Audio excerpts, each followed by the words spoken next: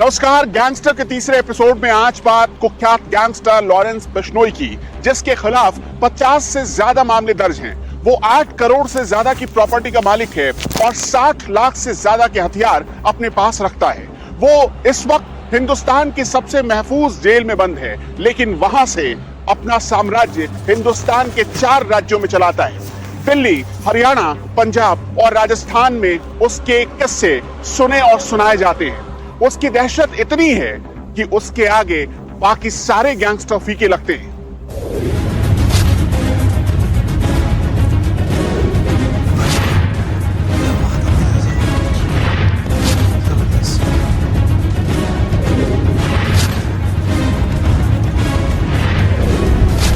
Lawrence Bishnoi Punjab, Haryana और राजस्थान के गैंगस्टरों का सरदार है। माना जाता है कि लॉरेंस बिश्नोई के आगे काला जठेरी भी पानी भरता है।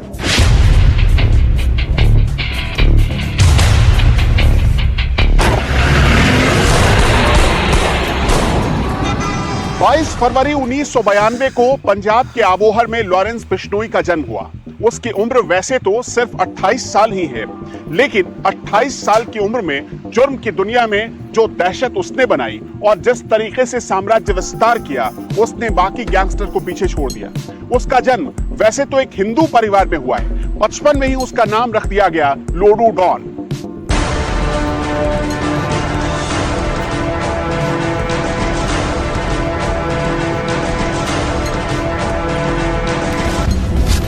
दो 2017 की एक रिपोर्ट के मुताबिक लॉरेंस बिश्नोई के पास 8 करोड़ से भी ज्यादा की प्रॉपर्टी है और 60 लाख रुपए से भी ज्यादा के अवैध हथियार हैं। इसके साथ ही हम आपको बता दें कि लॉरेंस बिश्नोई के काले कारनामे को अंजाम देने के लिए उसके पास 100 से भी ज्यादा शार्प शूटर हैं, जो लॉरेंस बिश्नोई के एक इशारे पर किसी भी समय किसी का भी कत्ल कर देते हैं।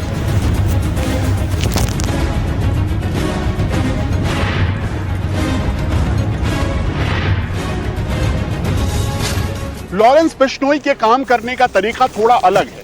वो अपने फेसबुक की डीपी पर भगत सिंह की तस्वीर लगाता है। वो खुद को क्रांतिकारी बताता है। वो खुद को समाज सेवी भी कहता है और इसके साथ साथ वो एक स्टूडेंट संगठन भी चलाता है, जिसका नाम है सोपू, यानी student organisation of Punjab university. कहा जाता है कि इसी स्टूडेंट संगठन के जरिए उसने जुर्म की दुनिया में अपना कदम रखा था।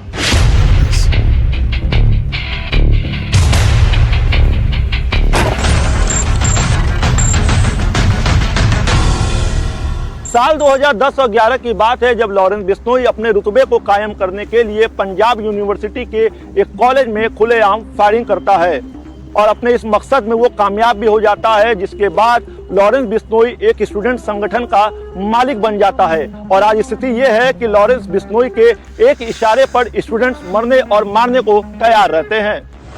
पंजाब के आबोहर के ही एक कॉन्वेंट स्कूल से 10वीं तक की पढ़ाई की लॉरेंस बिश्नोई ने, और उसके आगे की पढ़ाई करने के लिए वो चंडीगढ़ चला गया, जहां उसने डीएवी में दाखिला लिया। 12वीं पास करने के बाद चंडीगढ़ यूनिवर्सिटी में उसने दाखिला ले लिया और इसी दौरान उसने एक स्टूडेंट संगठन बनाई, जिसका नाम रखा गया सोपू, यानी student organisation of Punjab university. और देखते ही देखते वो इसके बैनर तले अध्यक्ष पद के चुनाव में उतर गया। उसके खिलाफ चुनाव में उदय शाह और डग ग्रुप के बड़े बड़े लोग उतरे थे। इस चुनाव में लॉरेंस बिश्नोई की हार हो गई, लेकिन लॉरेंस बिश्नोई इस हार का बदला लेने की खातिर अंदर ही अंदर जल रहा था।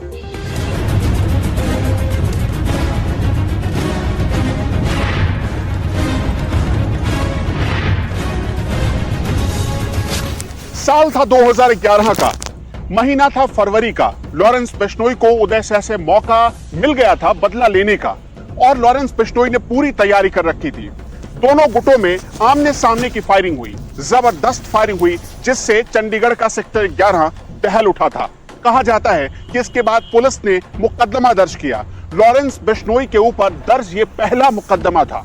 उसके बाद देखते ही देखते लॉरेंस बिश्नोई पर आज तक 50 से ज्यादा मामले दर्ज हो चुके हैं, जिनमें से 30 मामलों में तो बरी भी हो चुका है। लॉरेंस बिश्नोई को अच्छे से पता था कि उसने पंजाब के एक बड़े गैंगस्टर से पंगा ले लिया है, लिहाजा उसका बचना नामुमकिन है। और इसी वजह से लॉरेंस बिश्नोई बचने की खातिर एक के बाद एक कई गैंगस्टर से हाथ मिलाता चला गया। उसे पता था कि अगर उदय शाह से बचना है तो दूसरे गैंगस्टर ही उसे पनाह दे सकते हैं।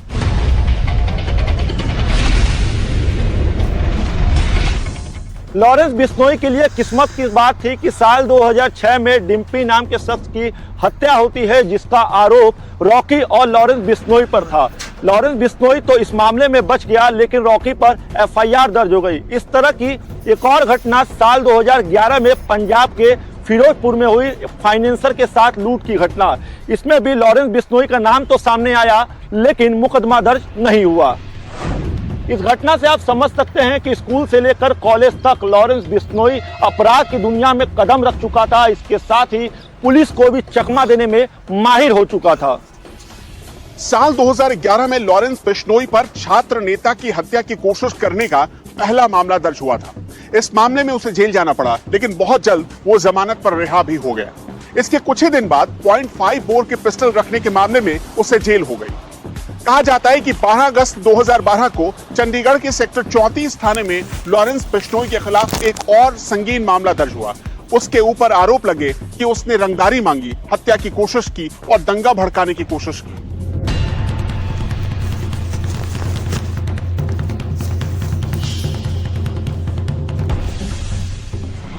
सत्रह जनवरी 2015 को लॉरेंस बिश्नोई को पंजाब की खरड़ की पुलिस कोर्ट में पेशी के लिए ले जा रही थी, लेकिन तभी वो पुलिस को चकमा देकर फरार हो गया। कहा जाता है कि उसके मामा के 2 बेटों की दिसंबर 2014 में हत्या कर दी गई थी। लॉरेंस बिश्नोई इस हत्या का बदला लेना चाहता था। हत्या का आरोप 2 बड़े गैंगस्टर पर लगा था, जिसमें से एक का नाम था रम्मी मशाना और दूसरे का नाम था बटिंडा का हरगोबिंद सिंह।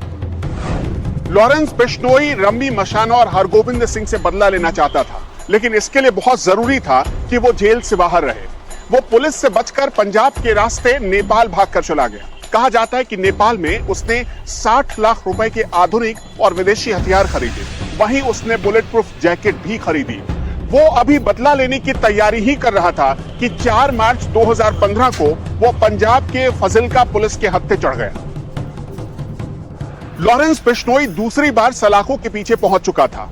उसे यह बात बहुत अच्छे से समझ में आ चुकी थी कि पंजाब पुलिस के हाथ से वो जल्दी आजाद नहीं होने वाला है। तब उसने जेल के भीतर से ही अपने साम्राज्य विस्तार की नीति बनाई। उसने, कहा जाता है कि तब उसने मोबाइल फोन का इस्तेमाल करना शुरू किया। पंजाब के फरीदकोट जेल में रहते हुए शायद ही जेल का बैरक कोई ऐसा बचा हो जहां लॉरेंस बिश्नोई का फोन और सिम ना छिपाया जाता हो। कहा जाता है कि इन्हीं फोन और सिम का इस्तेमाल करके वो लोगों की हत्या की सुपारी और रंगदारी वसूलना चालू कर चुका था।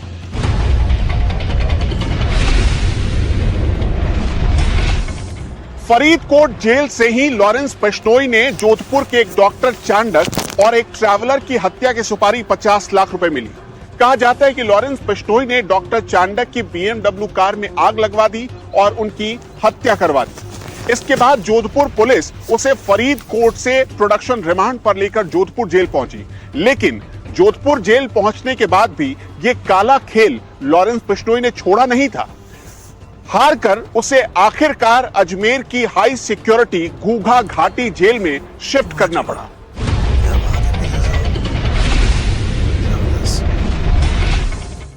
काला पानी की सजा तो आपने सुनी होगी। राजस्थान के अजमेर के घूघा घाटी जेल को काला पानी की सजा माना जाता है। उस समय इस जेल में कई सारे राज्य के दुर्दांत अपराधी बंद थे। अगर आनंद पाल की बात करें तो आनंद पाल के कई सारे शूटर्स और उसका भाई भी उस समय इस जेल में ही बंद था, जिस समय लॉरेंस बिश्नोई को इस जेल में लाया गया। और इस जेल में रहते हुए लॉरेंस बिश्नोई की दोस्ती आनंद पाल के भाई से हो जाती है।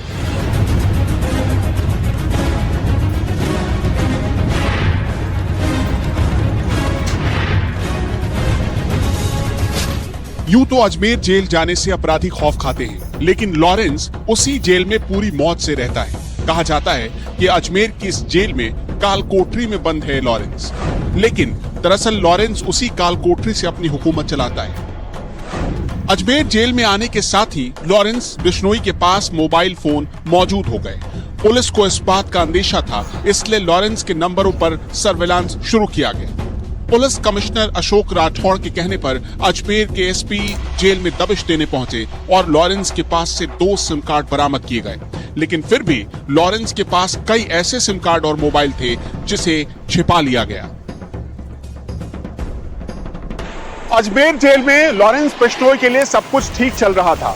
27 अगस्त 2017 को मोहाली के शार्प शूटर रविंदर काली के साथ मिलकर जो आनंदपाल का कट्टर दुश्मन था सरपंच सरदार राव, उसकी लॉरेंस बिश्नोई ने हत्या करवा दी। इसके ठीक कुछ ही दिन बाद जोधपुर में अपनी धाक जमाने के लिए 17 सितंबर 2017 को लॉरेंस बिश्नोई ने हरिंद्र जाट और रविंदर काली के साथ मिलकर वसुदेव इसरानी नाम के एक कारोबारी की हत्या करवा दी।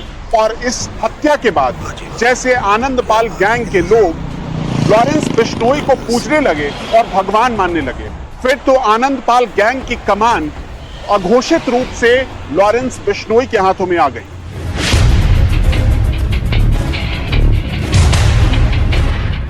हालांकि इसके फौरन बाद पुलिस लॉरेंस के गुर्गों को गिरफ्तार करने में कामयाब रही। कहा जाता है कि इसके बाद लॉरेंस बिश्नोई टूट सा गया था, लेकिन धीरे धीरे उसी जेल से ही उसने अपने लोगों को इकट्ठा करना शुरू किया। जेल से जो भी जमानत पर बाहर आता वो लॉरेंस का आदमी बन जाता था और उसके लिए काम करना शुरू कर देता था। अप्रैल 2021 में दिल्ली पुलिस के स्पेशल सेल की काउंटर इंटेलिजेंस की टीम ने लॉरेंस के गैंग से जुड़े कई बदमाशों को गिरफ्तार कर लिया और खुलासा हुआ कि दिल्ली में लॉरेंस बिश्नोई गैंग कई कॉन्ट्रैक्ट किलिंग को अंजाम दे चुका है। तभी लोगों को यह भी पता चला कि वो और भी कई कॉन्ट्रैक्ट किलिंग को अंजाम देने वाले थे। सिर्फ दिल्ली ही नहीं बल्कि आउटर दिल्ली में डबल मर्डर का भी खुलासा हुआ।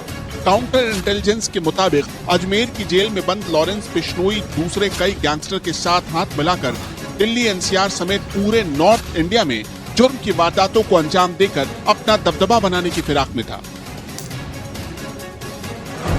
पिछले 6 महीने में लॉरेंस के कुछ गुर्गों की गिरफ्तारी के बाद जब एक बड़ी साजिश में लॉरेंस का नाम सामने आया तो दिल्ली पुलिस की स्पेशल सेल की काउंटर इंटेलिजेंस टीम ने दिल्ली की अदालत में एप्लीकेशन लगाकर उसे अजमेर जेल से दिल्ली लाने की गुहार लगाई।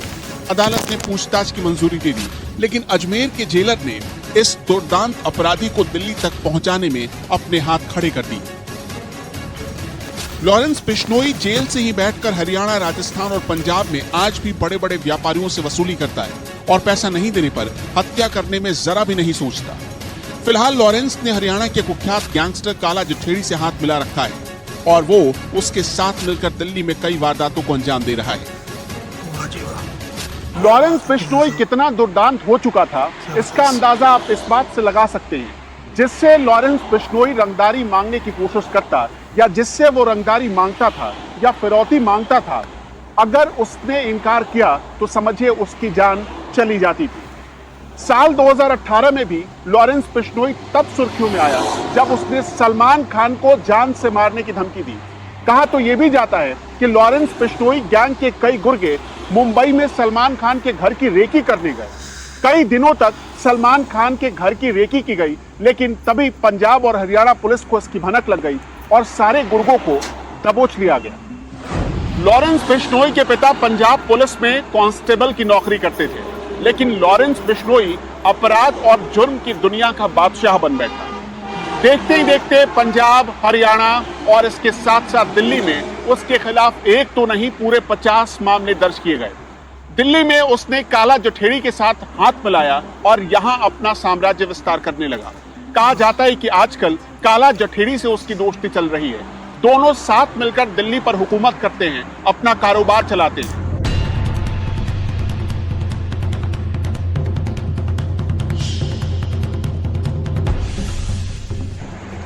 007 ये नंबर जेम्स बॉन्ड के लिए लिखा जाता है, लेकिन लॉरेंस बिश्नोई को ये नंबर काफी पसंद था। कहा जाता है कि स्टूडेंट रहते हुए जो उसने स्टूडेंट संगठन बनाया था, उसमें कुछ ऐसे और खास लड़ाके भर्ती किए गए थे जिस संगठन का नाम रखा था 007।